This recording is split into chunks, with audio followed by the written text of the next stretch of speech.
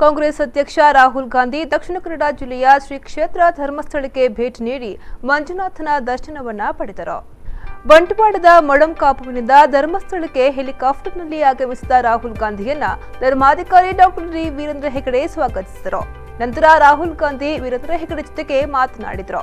ಇದೇ ವೇಳೆ ಮುಖ್ಯಮಂತ್ರಿ ಸಿದ್ದರಾಮಯ್ಯ, ಕೆಪಿಸಿಸಿ ಅಧ್ಯಕ್ಷ ಡಾಕ್ಟರ್ ಪರಮೇಶ್ವರ್ ಸೇರಿದಂತೆ ಇತರರು ರಾಹುಲ್ ಗಾಂಧಿ ಅವರಿಗೆ ಸಾಥ್ ನೀಡಿದರು. ಇನ್ನು ಜೊತೆಯಾಗಿ ಪ್ರಸಾದ ಭೋಜನವನ್ನ ಸ್ವೀಕರಿಸಿದರು. 2003ರಲ್ಲಿ ಸಂಸದರಾಗಿದ್ದಾಗ ಧರ್ಮಸ್ಥಳಕ್ಕೆ ಭೇಟಿ ನೀಡಿದ ರಾಹುಲ್ ಗಾಂಧಿ ಎಐಸಿಸಿ ಅಧ್ಯಕ್ಷರಾದ ಬಳಿಕ ಇದೇ ಮೊದಲ ಬಾರಿಗೆ ಮಂಜುನಾಥನ ದರ್ಶನಕ್ಕೆ ರಾಹುಲ್ ಗಾಂಧಿ ಧರ್ಮಸ್ಥಳಕ್ಕೆ ಆಗಮಿಸಿದರು.